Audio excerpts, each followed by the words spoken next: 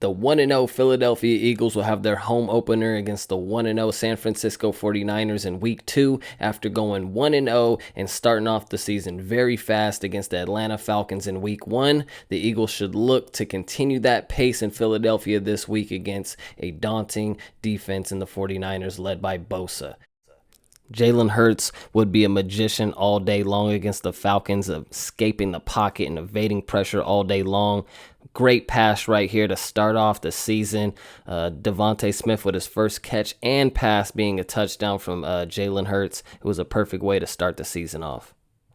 Raheem Mostert would end up leaving the game after 2 rushes for 20 yards with a knee injury. He will be out against Philadelphia.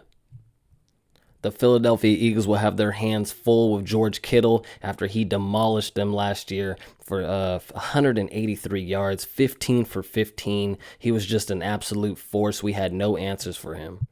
The Eagles will also have to account for Trey Lance, their backup quarterback, being a dynamic player in the backfield, both in the air and in the run game. Mostert is out with a knee injury, but they will have Mitchell, who ran for 104 yards on 19 carries against the Lions.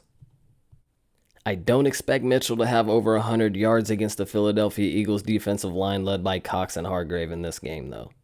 The Philadelphia Eagles run game will be led by Miles Sanders, who had a very good game rushing and actually passing, who was, said to not be able to catch the ball. He looked pretty good catching the ball in this one. Look for him to build off of that. They also have the new addition, the 5th rounder, Kenny Gainwell, who scored on a touchdown. He also caught a pass for a touchdown, but it was called back. I see Kenny as the ultimate X factor for the Eagles this season.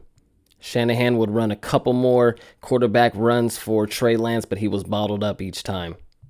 I'm intrigued to see how Jalen Hurts handles the 49ers blitz. I noticed in the Lions game they blitz quite often against Jared Goff, who has shown an issue with pressure in his face before. As you can see right here on this play, Jalen Hurts was on top of the blitz every single time. Didn't matter if it was coming from the left, right, or up the gut. He was evading pressure like a veteran. One thing that was overlooked over the weekend was Jalen Hurts' leadership skills, especially during a 2-minute drill, where most 22, 23-year-old quarterbacks wouldn't end up getting 6 at the end. He showed a lot of poise and found Goddard right here on a tight pass, a tight window for 6 to end the half. It was a great way to lead his team and show him that he really wanted to win, because the next half they were getting the ball back.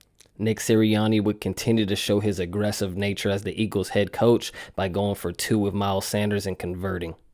Jimmy G had a big day in the air, over 300 yards. He found Deebo Sanders plenty of times, who is obviously his favorite target this year. Deebo is a very physical wide receiver who can take punishment and also dish it out as well, so Slay and Nelson have their hands full this game. Besides Mitchell, the 49ers have a guy named Hasty, who's also a little slippery running back who can slip in and out of tackles, and as you can see right here, he got 6. I wanted to point out this odd play by Jimmy G. It's a 3rd and 7. He has a couple guys wide open, especially his running back in the flats, and he decides to heave it to the sidelines. Very odd play. The defensive line on the 49ers should look to be disruptive and create a lot of havoc up front. And on the Eagles side of the ball, I see Darius Slay making a big impact in the secondary.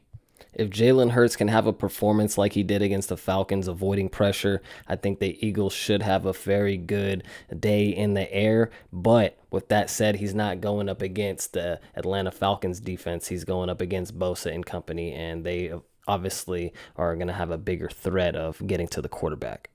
And that's with a lot more blitzes, something that the Eagles defense didn't do. They predominantly ran and rushed 4 on that defensive line.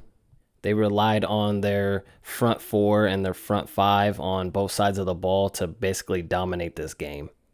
And I can see the Eagles throwing a lot of screens to the wide receivers and running backs in this game to open up the offense for a deeper pass down the field. That's no easy task against the 49ers, who are a very active team and who are going to look to create turnovers to beat the Eagles at home. However, I am giving the edge to the Philadelphia Eagles in this game. I just see them as a better team overall with a better offensive line, a better pass rush, and a better quarterback in Jalen Hurts. Miles Sanders should have a very explosive game in this one on the ground. Philadelphia Eagles win this and move on to 2-0. I'm Bry Wolf. This is Eagles Real Talk. Make sure to hit that subscribe button. Fly, Eagles, fly.